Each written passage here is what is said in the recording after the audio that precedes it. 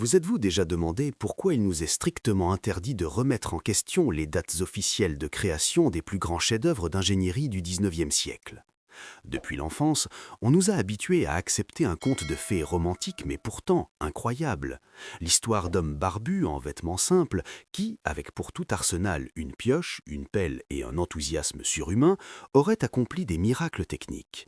Des prouesses qui, précisons-le, causent encore aujourd'hui, à l'ère des lasers et de la navigation par satellite, de sérieuses difficultés et des maux de tête aux ingénieurs les plus expérimentés. Mais et si, tout au long de notre vie, on nous avait systématiquement déformé la réalité du progrès technologique? Et si l'histoire apprise à l'école n'était pas une chronique fidèle des événements, mais un scénario soigneusement éduté pour masquer un fait simple mais terrifiant? Nous ne vivons pas au sommet du développement, mais sur les ruines majestueuses d'une civilisation plus ancienne et bien plus avancée, dont nous essayons aujourd'hui, maladroitement et avec peine, d'exploiter les accomplissements en les faisant passer pour nos propres percées. Aujourd'hui, nous allons examiner un exemple qui transperce littéralement la chronologie officielle que l'on pensait pourtant immuable. Il s'agit des Alpes, cette forteresse de pierre naturelle, une chaîne gigantesque qui a séparé les peuples européens pendant des siècles. Et soudain, comme sur commande, au milieu du XIXe siècle, alors que le principal moyen de transport était encore le cheval et que les rues étaient éclairées au gaz ou à la bougie, l'humanité commence massivement à s'attaquer au massif de granit. On nous annonce que la construction du premier grand tunnel de montagne au monde, celui du Mont-Cenis ou du Fréjus, a débuté en 1857. Réfléchissez bien à cette date, 1857. Les États-Unis n'avaient même pas encore connu leur dévastatrice guerre civile. Dans l'Empire russe, on préparait à peine l'abolition du servage, et la médecine de l'époque en était encore au stade douteux de la saignée. Et c'est précisément à ce moment-là que les ingénieurs de France et du royaume de Sardaigne décident de percer 13 kilomètres de granit et de quartz pur. 13 kilomètres de roches massives, sans utiliser de dynamite moderne, sans électricité et sans marteau-piqueur actuel. La version officielle affirme que les travaux ont été menés de manière synchrone des deux côtés. Les Français avançaient par le nord, les Italiens par le sud. C'est à partir de là que commence le plus intéressant, de quoi faire littéralement dresser les cheveux sur la tête de n'importe quel spécialiste de la géodésie. On nous déclare que la jonction des tunnels, c'est-à-dire la rencontre des deux équipes, a eu lieu le 25 décembre 1870. Et tenez-vous bien, l'écart entre les axes du tunnel était de moins de 60 cm horizontalement et de moins de 30 cm verticalement. Vous rendez-vous compte de ce que cela signifie ? C'est un niveau de précision digne de la joaillerie. Même aujourd'hui, en utilisant des niveaux laser ultramodernes, des gyrothéodolites et la navigation satellite GPS, les ingénieurs font des erreurs. Pourtant, on nous demande de croire que dans l'obscurité totale, au milieu du XIXe siècle, à la seule lueur de lampes à huile, des hommes ont pu traverser 13 km de massifs montagneux pour se rejoindre avec une exactitude presque parfaite. Cette précision, à cette époque, ne pouvait tout simplement pas être atteinte avec des outils et des méthodes aussi rudimentaires. Mais même si l'on met de côté ces calculs géodésiques et cette précision incroyable, une question encore plus cruciale se pose concernant la physiologie et la physique du processus. Avec quoi creusait-il ? Les historiens insistent sur le fait que les premières années, les travaux étaient exclusivement manuels à l'aide de poudre noire. Imaginez une galerie étroite s'enfonçant sur des kilomètres au cœur de la montagne.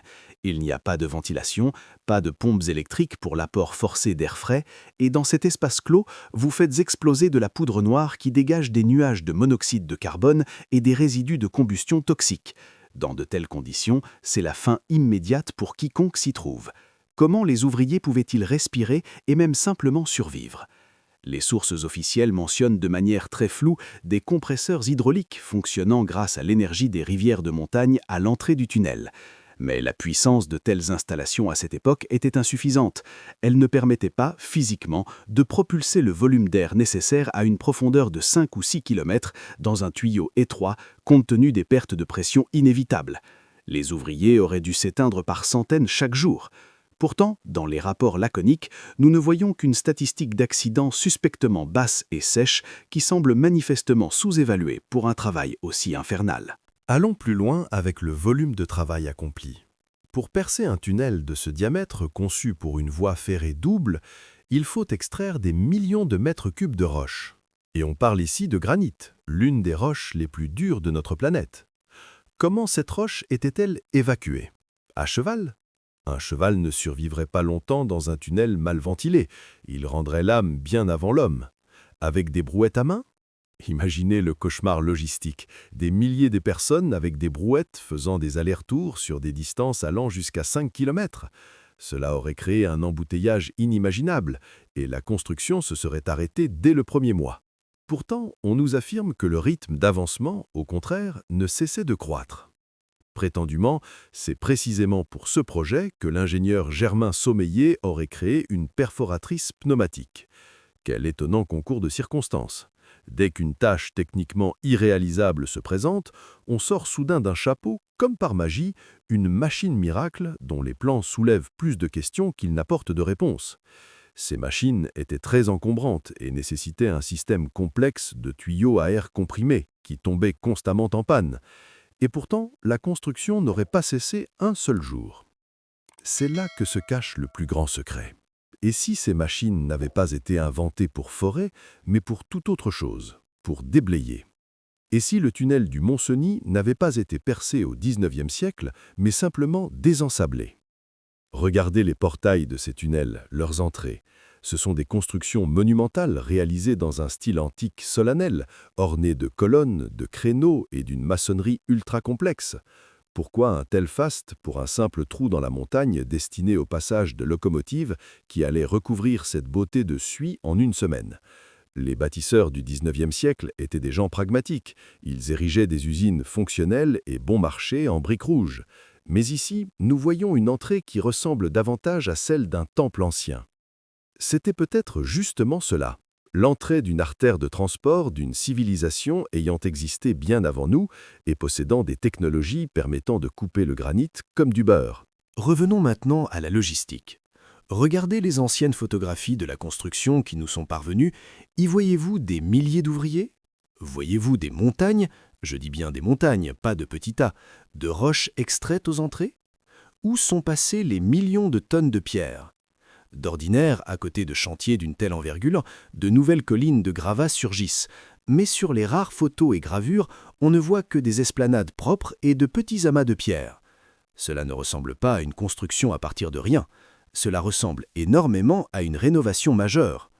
En réalité, nous sommes arrivés devant un ouvrage déjà prêt, nous avons découvert des entrées obstruées, nous avons utilisé des technologies rudimentaires pour déblayer ces décombres, et nous avons appelé cela la plus grande prouesse d'ingénierie du XIXe siècle.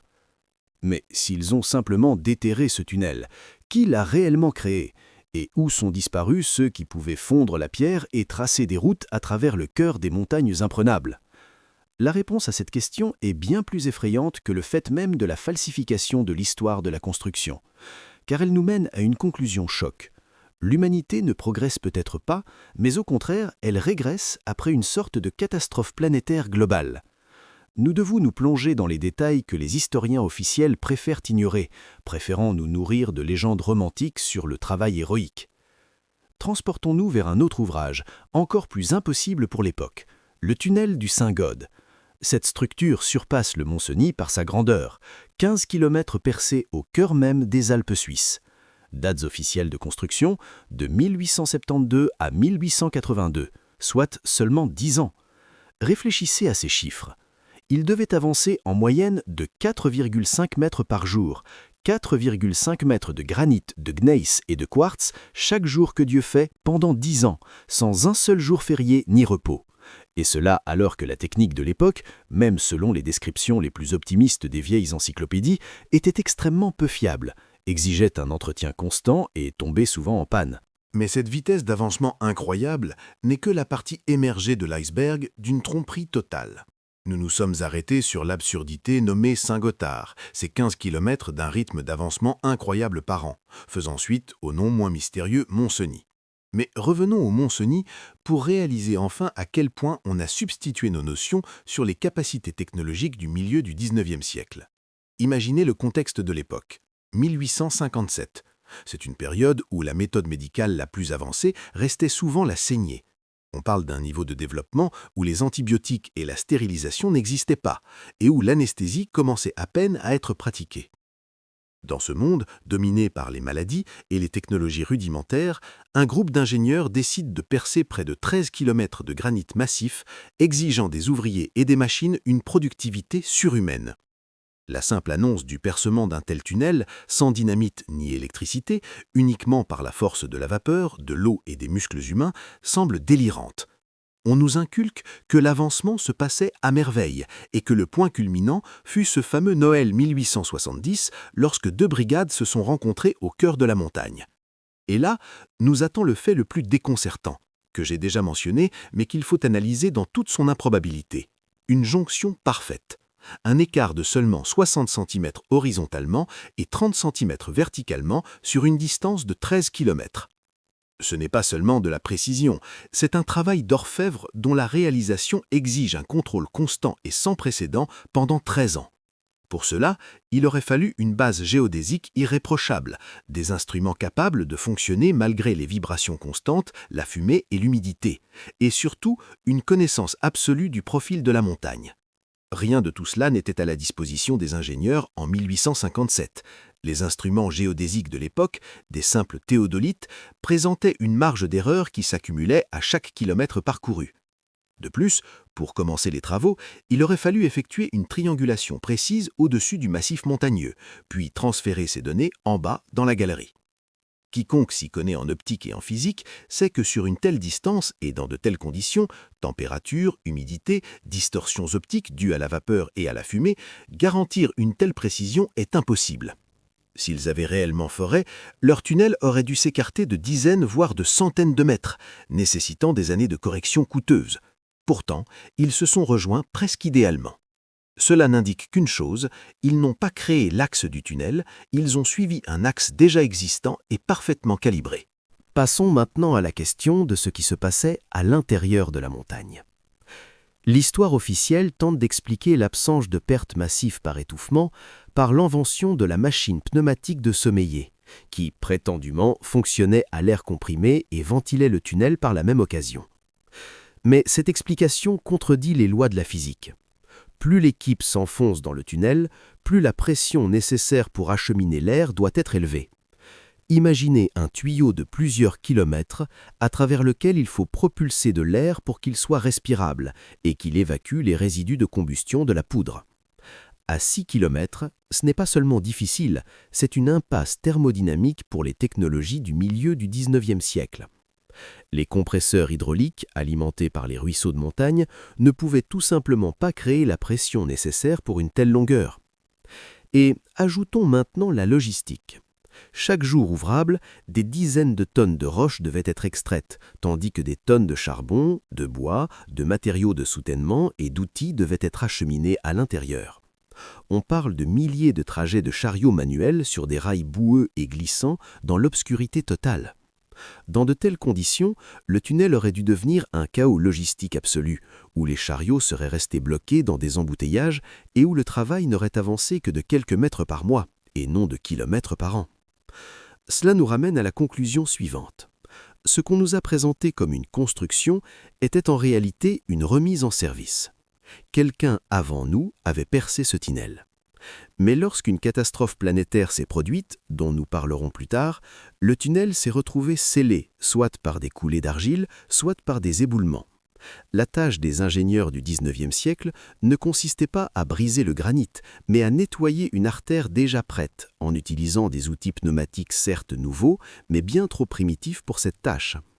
La machine de sommeiller n'a peut-être pas foré, mais simplement martelé et déblayé une roche plus meuble, enfondrée ou scellée, en utilisant des conduits d'aération technologiques déjà installés par les anciens bâtisseurs pour leurs propres besoins. Et cela explique le faste des portails du Mont-Cenis.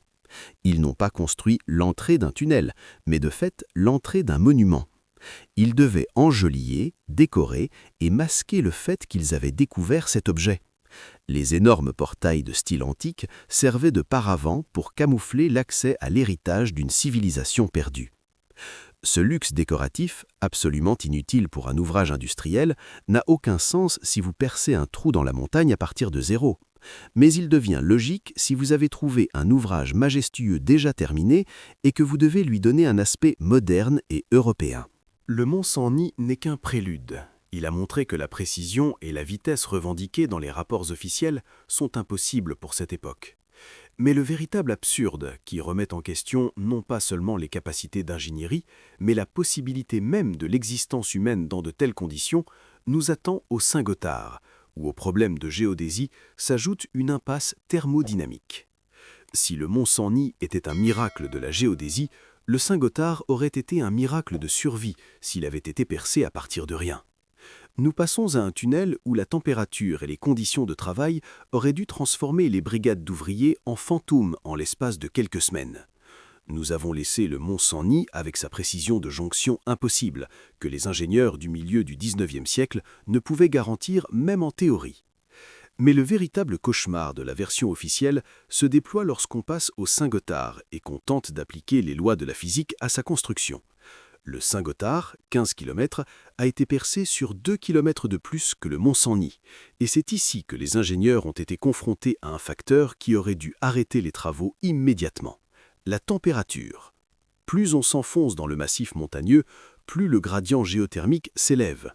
Dans les sections centrales du Saint-Gothard, la température de la roche atteignait 30 à 40 degrés Celsius, et c'est sans compter le dégagement de chaleur dû aux travaux eux-mêmes. Ajoutez à cela l'humidité, inévitable en montagne, et la chaleur générée par les explosions de dynamite, déjà activement utilisées au Saint-Gothard, ainsi que les machines à vapeur en service installées à l'entrée. Au final, les conditions à l'intérieur de la galerie se transformaient en un véritable sauna infernal. Dans de telles conditions, avec une température dépassant les 35 degrés Celsius et l'humidité, un être humain est capable de travailler au mieux 15 à 30 minutes, après quoi surviennent le coup de chaleur et l'épuisement. Travailler en 3-8, 24 heures sur 24, avec un rythme d'avancement déclaré de 4,5 mètres par jour, ce n'est pas seulement de l'héroïsme, c'est une impossibilité physique. L'explication officielle de ce paradoxe repose à nouveau sur la ventilation. On prétend qu'un puissant flux d'air froid était injecté pour refroidir et évacuer les gaz. Mais là encore, nous nous heurtons à une impasse thermodynamique. Sur une longueur de 15 km, dans un tuyau étroit chauffé en permanence par la roche de la montagne, tout refroidissement injecté est instantanément neutralisé. La roche chaude transmet sa chaleur à l'air, et après quelques kilomètres, l'air entrant dans le tunnel devient aussi chaud que la roche environnante. Pour refroidir le tunnel, il aurait fallu des installations frigorifiques et une puissance électrique qui n'ont vu le jour que des décennies plus tard, et certainement pas dans les années 1870. Les ouvriers n'auraient pas seulement peiné, ils auraient dû suffoquer à cause des gaz, subir des surchauffes critiques et souffrir de maladies causées par ce climat inhumain. Pourtant, le percement se poursuivait. Passons maintenant à la question de la logistique, qui a atteint son paroxysme au Saint-Gothard. On estime que pour le seul revêtement des parois du tunnel, la création des voûtes et des portails, des millions de briques et de pierres de taille ont été utilisées. Il ne s'agit pas d'une simple maçonnerie de granit, mais de millions de tonnes de matériaux de construction entrants. Dans le même temps, un flux de millions de tonnes de roches extraites devait sortir du tunnel en continu. Imaginez les routes de montagne menant aux entrées du tunnel, étroites, sinueuses, souvent enneigées. Sur ces routes, une caravane ininterrompue de centaines de charrettes chargées de briques, de ciment, de bois, de charbon, d'outils et de nourriture aurait dû circuler, croisant un flux tout aussi gigantesque de charrettes transportant la roche extraite. Ce n'est pas de la logistique, c'est un effondrement logistique et une paralysie des transports qui auraient dû stopper le chantier dès le premier hiver. Comment a-t-on pu maintenir ce trafic bidirectionnel ininterrompu sur des routes de montagne primitives pendant une décennie? La réponse se trouve peut-être sur le plan financier. La construction du Saint-Gothard a coûté des sommes astronomiques. Selon les estimations les plus prudentes, plus de 289 millions de francs suisses, une somme colossale pour l'époque. De plus, le projet a été réalisé en plein milieu de crise boursière et du ralentissement économique des années 1870. Qui a payé la facture? L'argent provenait de banques et d'investisseurs qui auraient dû être extrêmement prudents avant de s'engager dans un projet aussi risqué et coûteux, voué au dépassement de budget à cause des difficultés techniques. La seule façon de garantir aux investisseurs un profit et la fin des travaux dans les temps était de savoir que le tunnel existait déjà et qu'il ne rencontrerait pas d'obstacles insurmontables. Les rumeurs liées aux ouvriers sont peut-être le témoignage le plus frappant de ces conditions de travail atroces. L'entrepreneur principal, Louis Favre, responsable personnel du projet, s'est éteint soudainement à l'intérieur même du tunnel en 1879. La version officielle évoque un arrêt cardiaque. Mais comme c'est pratique pour les superviseurs du projet, lorsqu'une personne connaissant tous les dessous de l'affaire et ayant accès aux chiffres réels s'en va subitement. Il n'est pas exclu qu'il ait été écarté pour ne pas ébruiter le fait qu'ils ne creusaient pas, mais qu'ils ouvraient d'anciens verrous scellés hermétiquement. De plus, une maladie dite du tunnel s'est propagée parmi les ouvriers, dont les symptômes, anémie sévère, ulcère grave, épuisement général, ont été attribués à des parasites. Mais si l'on regarde la description de ces mêmes symptômes, ils rappellent étrangement les conséquences d'un contact avec des toxines inconnues ou même le mal des rayons. Et si, en déblayant d'anciennes infrastructures, les ouvriers étaient tombés sur des vestiges d'une époque passée où étaient utilisées des substances chimiques inconnues ou même des éléments radioactifs? Car une civilisation ancienne, capable de construire des tunnels avec une telle précision, utilisait sûrement des sources d'énergie bien plus sales qu'une simple hydroélectricité inoffensive. On nous parle de milliers de tailleurs de pierre et de mineurs qualifiés mobilisés sur le chantier. D'où sortait cette armée de cadres qualifiés dans une Europe épuisée par les guerres? Ces hommes fantômes, absents des registres démographiques, sont apparus de nulle part et se sont évaporés une fois le projet terminé. C'est une preuve de plus que l'histoire officielle du Saint-Gothard n'est qu'une couverture pour la plus grande excavation du XIXe siècle. Et si le Saint-Gothard choque par sa longueur et sa température, l'ouvrage suivant, le Simplon, se moque ouvertement de toute logique économique et d'ingénierie. Nous avons analysé le Mont-Cenis et le Saint-Gothard, découvrant que la précision géodésique incroyable, les conditions de travail impossibles et l'absurdité logistique contredisent manifestement les technologies du XIXe siècle. Toutes ces incohérences nous mènent à une seule conclusion logique. Il ne s'agissait pas d'une construction, mais d'une remise en service. Et cette conclusion est parfaitement illustrée par deux facteurs clés: l'apparition soudaine d'une technologie miracle et le style architectural des entrées. Rappelons-nous cette fameuse perforatrice pneumatique de Germain Sommeiller qui est apparue précisément au moment où le percement à la pioche et à la pelle se trouvait dans une impasse. On nous dit que c'était une invention révolutionnaire qui a sauvé le projet. Mais voici le paradoxe. Si cette machine était si révolutionnaire, pourquoi son application a-t-elle été aussi locale? Et pourquoi son efficacité, selon les témoignages, était-elle très discutable, alors que sa structure même était encombrante et peu fiable? Une autre version est bien plus convaincante. Et si la machine de Sommeiller avait été créée non pas pour forer du granit massif, ce pourquoi elle n'était manifestement pas adaptée, mais pour déblayer? Imaginez, une ancienne autoroute de transport était obstruée non pas par de la roche solide, mais par un mélange d'argile, de gravats effondrés et de sable, les conséquences d'une catastrophe dont nous parlons. Pour percer le granit dur, il faut une force colossale. Ces connaissances mènent à une conclusion choquante. Nous sommes une civilisation vivant sur des cendres. Nous n'avons pas construit ce qui nous entoure, et notre progrès n'est au fond que la capacité à utiliser les restes d'une grandeur étrangère. C'est précisément ce fait qui oblige les détenteurs du pouvoir à défendre avec acharnement le mythe officiel des ingénieurs héroïques du XIXe siècle. Pourquoi ? Parce que si nous reconnaissons que nous n'avons pas construit ces tunnels, nous devrons répondre à une question bien plus dangereuse. Qu'est-ce qui, d'autre, dans ce qui nous entoure, ne nous appartient pas ? Si les tunnels sont antiques, qu'en est-il des milliers de kilomètres de voies ferrées, des aqueducs, des fondations d'anciens bâtiments, des routes parfaites ? Il est possible que tout cela fasse partie d'une infrastructure unique et disparue. L'histoire officielle est ainsi un paravent derrière lequel se cache le fait d'une catastrophe globale et notre position humiliante, celle d'utilisateur et non de créateur. Ce mensonge vise à nous maintenir dans un état de naïveté technologique et historique pour que nous ne commencions pas à exiger qu'on nous rende notre véritable héritage, les connaissances et les technologies qui pourraient faire de nous une civilisation réellement libre et développée. Il ne nous reste plus qu'à exiger la vérité et la prochaine fois que vous traverserez l'une de ces artères montagneuses, rappelez-vous, vous circulez sur une route qui n'a pas été créée par nous. C'est un chemin vers le passé qui pourrait devenir le chemin vers l'avenir si nous osons reconnaître la vérité. L'histoire vit quand on la raconte. Abonnez-vous, car ce qui suivra, vous ne l'avez probablement jamais entendu auparavant.